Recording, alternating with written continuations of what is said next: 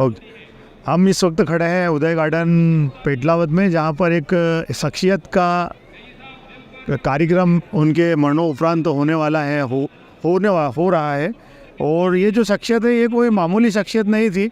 उनके निधन के बाद में नगर में एक शोक की लहर भी चली और जैन समाज के अंदर एक संथारा होता है, उसके माध्यम से उनका जो निधन हुआ और इसके बाद पूरे नगर में उनकी डोल निकली, उनका जो अंतिम संस्कार हुआ।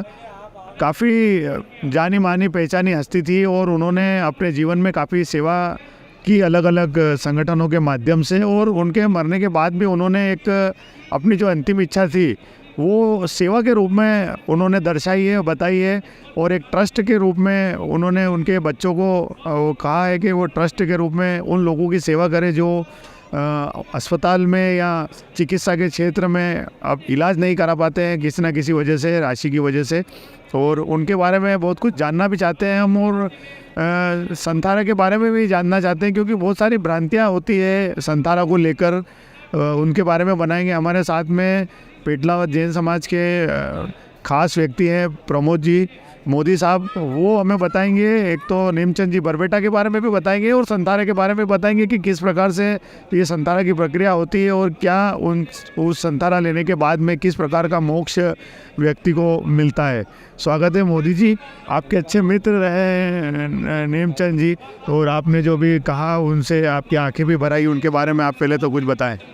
नेम कुमार जी बरबेटा पेटलावद के बरबेटा परिवार के सबसे छोटे सुपुत्र थे।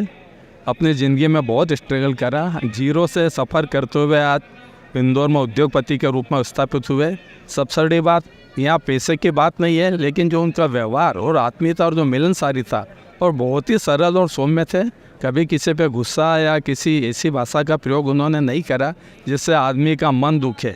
आज उनके गुणानुवाद सभा जो रखी गई है उनके मृत्यु के पश्चात, जिसमें उनके दोनों सुपुत्र सौरभ और अंकित ने 1 करोड़ की लागत से नेम वंदना ट्रस्ट बनाया है। इस ट्रस्ट का मुख्य उद्देश्य ऐसे गरीब व्यक्ति जो अपने किसी स्वास्थ्य से पीड़ित हो और उनको खर्च करने में प्रॉब्लम हो, तो उसकी बीमारी का आधा खर्चा नेम वंदना ट्रस्ट कोशिश करेगा कि आधा जो जिनाइन खर्च है वो दे, और उसके अलावा भी कोई खर्च हो तो वो नेम वंदना ट्रस्ट के रूप में हमारे साथी और काफ़ी संस्थाओं से जुड़े हुए हैं। मेरे साथ लायंस क्लब के अध्यक्ष के रूप में भी काम कर चुके हैं।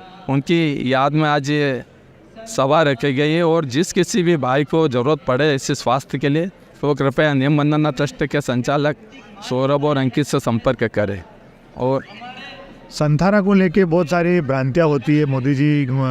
ये कहा जाता है कि व्यक्ति को कहीं ना कहीं स्वयं के स्तर से मौत के करीब धकेल दिया जाता है, लेकिन जैन समाज उसको एक अलग मान सम्मान देता है, एक अलग, हर समाज में वैसे उसकी एक अलग अलग भ्रांतियाँ रहती है। क्या है आखिर संथारा, क्या होता है, क्या संथारा के विषय में भाई राकेश जो बोल रहा है कि भ्रांतियाँ रहती है, मैं राकेश की बात से सहमत हूँ। लेकिन संथारा हर किसी व्यक्ति को नहीं दिया जाता। संथारा व्यक्ति का जब दिख रहा है कि अंतिम समय आ रहा है और व्यक्ति अब आगे अपना जीवन संभव नहीं दिख रहा है, उस स्थिति में संथारा दिया जाता है। संथारे का यह मतलब है उस स्थिति में आदमी का अन्न पानी सभी त्याग करता है, और जब तक अपनी मृत्यु नहीं आ जाती, जब तक उसको कुछ भी नहीं विग्रह नहीं करता है। लेकिन बहुत सी बार ऐसी स्थितियाँ निर्मित हुई है कि संथारा देने के बाद भी आदमी ने 8, 10, 15 दिन निकाल दिए, तो उसकी स्थिति में बहुत सी बार महाराज साहब उनको 24 घंटे का दिलाते हैं, 12 घंटे का दिलाता है। फिर आप अपने मन में धारणा कर लो मुझे 12 घंटे का लेना है, 24 घंटे का लेना है, लेकिन ऐसा नहीं कि संथारा हो जाने के बाद सीधा आदमी को मृत्यु के उसमें धकेल देना। ये भ्रांतियाँ है। वास्तव में मैं भी इस बात से सहमत हूँ। इसमें बिना लाग लपेट के मैं कह रहा हूँ राकेश के सामने कि संथारा के विषय में जो भ्रांतियाँ उसको दूर करना चाहिए। उस परिवार को भी संथारा उसी स्थिति में अपने साधक को दिलाना चाहिए जब देख ले कि उसका अंतिम वो हो। नहीं तो हो सकेगा आप 6 घंटे का करवाइए, 12 घंटे का करवाइए, 24 घंटे का, और 24 घंटे के बाद हो सकता है कि आदमी अचेतन से चेतन की अवस्था में आ जाए, तो उस संथारे को आप वहाँ ड्रॉप कर सकते हैं। ऐसा बंधन नहीं है कि आपने एक बार संथारा ले लिया तो जब तक उसकी मौत नहीं हो जाती जब तक आप उसको अन्न और पानी नहीं दे पाएंगे। तो ये जो कुछ भ्रांतियाँ है उस भ्रांतियों को भी मैं दूर करना चाहता हूँ। ये कोई कंपलसरी नहीं है। आप किसी महाराज साधु से बोलेंगे कि मुझे संथारा चाहिए तो ही संथारा दिलाएंगे, या आप अपना मन में भावना कर लो, किसी साधु मंदिर महाराज के पास जाने की ज़रूरत नहीं है। किस प्रकार का धर्म लाभ संथारा धारण करने वाले व्यक्ति को मिलता है?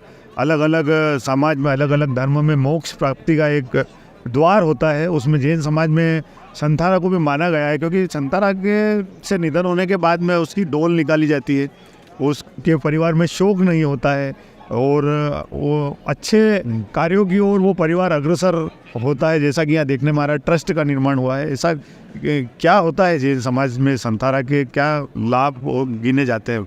संथारा आदमी उस स्थिति में लेता है कि जब उसका सभी मोह माया से अपना विग्रह हो जाता है, और हो सकता है कि उसने उसकी ज़िंदगी में, हर आदमी की ज़िंदगी में अच्छे और बुरे दोनों काम होते हैं। अगर उसकी ज़िंदगी में उसने अच्छे काम करे वो तो ठीक है, उसके लिए अच्छा मोक्ष का द्वार खोलता है, लेकिन हो सकता है कि उसकी ज़िंदगी में कुछ बुरा हो, किसी का अहित हुआ हो, किसी को चोट पहुँची हो, किसी को नुकसान पहुँचा हो, उस स्थिति में आदमी अपनी आत्मा का उद्धार करने के लिए संथारा लेते हैं। और अलग अलग समाज में अलग अलग इसके नियम है, लेकिन जैन समाज में ऐसी परिपाटी कि एक बार जब आदमी संथारा ले लेता है तो उसकी ये मनोभावना हो जाती है कि अब मुझे सभी विग्रहों से, सभी कसायों से, सभी दोषों से दूर होना है। और इस स्थिति में जब संथारा लेता है तो उसके मृत्यु को मृत्यु महोत्सव के मनाते हैं। शायद उसमें जब संथारा लेते हैं तो उसको आदमी के घर में रोना या शोक भी करना निषेध है, लेकिन सभी का अपना अपना मत है, अलग अलग भ्रांतियाँ, जिसको जैसा है उस हिसाब से सेट करता है। लेकिन भाई नेमू के इसमें तो आज पूरी तरह से पूरे परिवार ने शोक इसी हिसाब से मृत्यु महोत्सव के रूप में मनाया।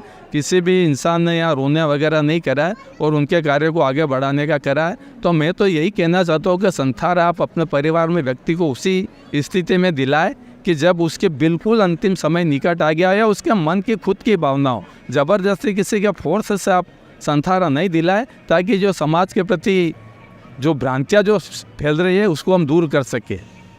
तो ये थे प्रमोद जी मोदी साहब हमारे साथ में। इन्होंने संथारा के बारे में बताया, नेमचंद जी बरपेटा के बारे में बताया, और ये भी बताया कि 1 करोड़ रुपए की बड़ी राशि दी है उनके बच्चों ने, और एक ट्रस्ट का निर्माण करा है जिसमें चिकित्सा के क्षेत्र में जो लोग संघर्ष कर रहे हैं, इलाज नहीं करा पा रहे हैं, उनको ये ट्रस्ट मदद करेगा किसी न किसी तरीके से। माई